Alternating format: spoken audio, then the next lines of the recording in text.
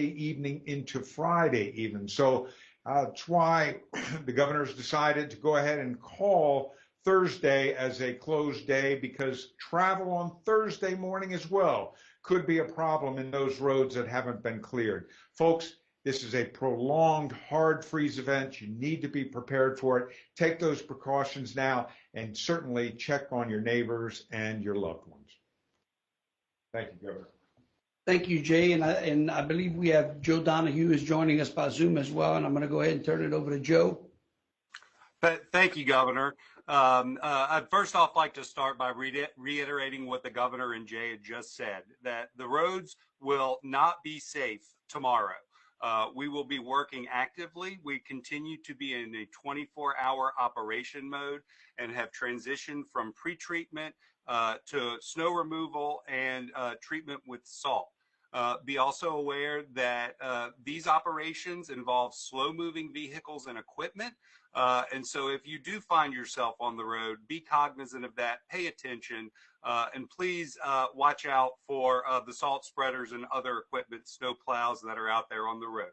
We did have an incident this morning on I-10 near the Texas border where one of our salt spreaders was involved in a collision. And so I just urge everyone to stay home. And if you do get out on the road, please be aware of your surroundings and look out for our personnel and our equipment that's out there on the road trying to open our routes across the state.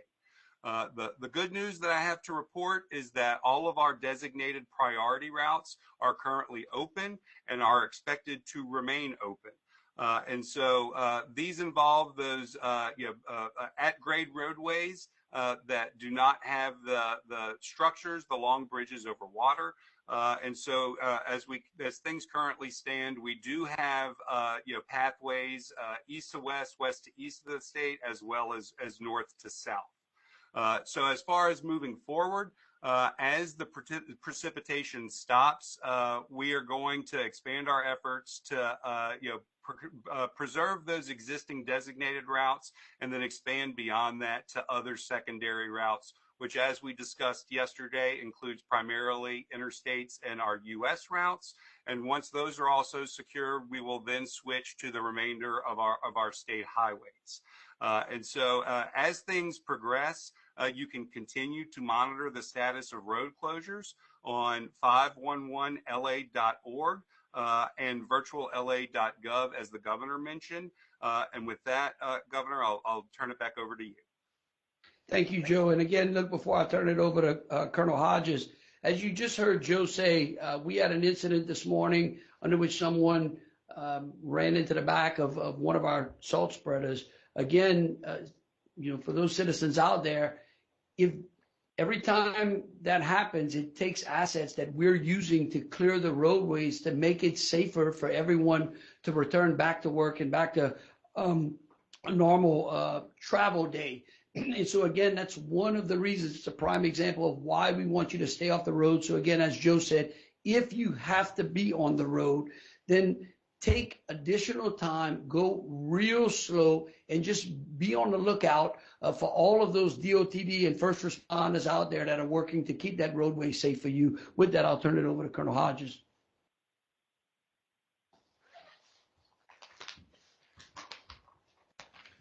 Good afternoon. I'm Colonel Robert Hodges, Superintendent, Louisiana State Police. Throughout the day, troopers have been on constant patrol, working closely with Louisiana DOTD and our local first responders to monitor road conditions. As many area roadways and interstate systems remain closed and unsafe to travel, we continue to urge our residents to avoid getting in their vehicle and getting on the roadways. As of this afternoon, troopers have responded to over 50 weather-related crashes and calls for service throughout the state. The vast majority of these crashes are from vehicles driving off of the road and driving too fast for the cold conditions. When travel lanes are not visible on the roadway, it's extremely difficult to navigate, and you are very, very likely to lose control of your vehicle. Many of these crashes are the result of unnecessary travel. It's extremely difficult for many people to stay home. But as the governor and others have already said, enjoy this magical moment with your family and the snow and remain home and enjoy the opportunity of a lifetime for many. When you travel on the road, you not only place motorists in danger, but also our first responders and, of course, our DOTD personnel who are trying to clear the roads as soon as possible to make sure we can get back to regular conditions. Stay weather aware by following our social media accounts for the latest conditions and safety information throughout this event. In closing, I want to remind everyone to listen to their local officials and follow their directives in the cities and the parishes. Many have curfews and restrictions. You need to heed to those directives across the state. Please stay safe, stay warm, and stay home, Louisiana. Thank you. Thank you, Hodge. Finally, again, I'd like to give a big shout out to our GOSEP director, Jacques Thibodeau, and his crew over here at GOSEP, who has been working around the clock. Certainly, they started about 8 days ago preparing for this event and helping to ensure that we had the resources and pulling the agencies together. So far, things have been going about as well as we could. As you heard Colonel Hodges say again, if you stay off the roadway, you will make it easier for us to get back to normal travel as the weather improves. And that is extremely important. You put yourself in danger and also those that are trying to clear the roadway as well. And so again, 24, 36 more hours, Louisiana, if you can just hang in there. I would love to end this event with the minimum amount of damage to property and certainly no loss of life. Again, the important thing tonight is to remember, before you go to bed, if you have a space heater, unplug it, turn it off. Make sure that your smoke detectors are functioning, your carbon monoxide detectors are functioning. Look at the list of things, the precautionary items that we have on virtual.la.gov. That checklist will save your life and save your property as well. Because as those temperatures start to drop, the fear that we all have is fire. And we do not want any loss of life or any loss of property as well. So again, as the temperatures drop, remember that if you were on the roadway today, I want you to know that travel tonight, early tomorrow morning, and throughout the day is going to be different. Though that snow is going to turn into ice. So don't think, well, I was able to get out to the store today and it wasn't that bad. It's going to be a different day tomorrow. Stay off the roadway. And so with that, we'll start to take some questions. All right, everybody. We're going to try this out via Teams. If you could raise your hand on Teams, and we'll start in the order that we get them. So someone had their hand raised and disappeared. All right. See Miss Julie O'Donoghue. Hi, Governor. Thank you for having this press availability. It's very helpful. I was curious about whether the correctional facilities have been affected. Do they have heat? And do the people who work in them, the correctional officers and the inmates who live there, have access to extra blankets or clothes given the cold weather that's coming? Julie, yesterday's press conference, our Secretary of Corrections, Gary Westcott, was here yesterday and briefed us. At this time, I know of no incidents under which there's any change in the correctional system. If you know something that I don't, please let us know. I'll be more than happy to check in with him. But normally, if there's trouble, I'm the first one to hear about it. So, my motto is no news seems to be good news for me right now. But he briefed us on that, and he was here yesterday in case any of those questions did come up. But all of the facilities seem to be ready to have handled this weather event. Okay, thank you. All right, next we have Mr. Greg LaRose.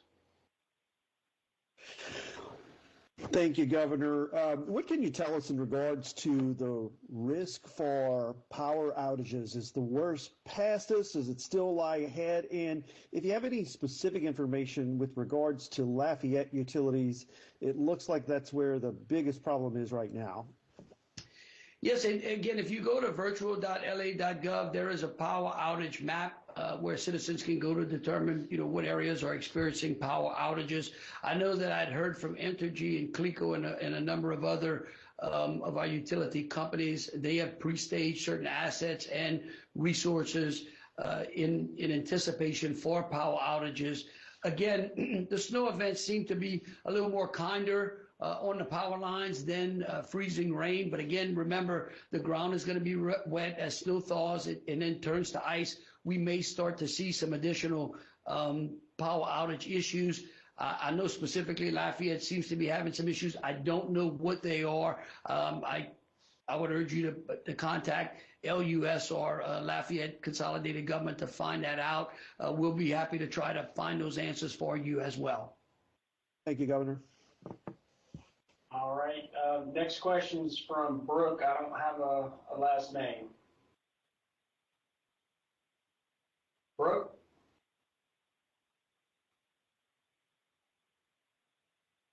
Hi, this is Brooke from WRKF. I just wanted some clarification. State offices are closed Wednesday and Thursday. I thought I heard Jay say Thursday, but I thought I heard the governor say just Wednesday. No, yesterday we had them closed for today and tomorrow. We made a decision just a while ago after Jay gave me a briefing, and I believe the Commission Administration should be putting that information out that state offices will be closed on Thursday as well. Okay, thank you. All right, I see no other hands raised through Teams. As orderly as we can, is there anyone that has called in have a question for the governor?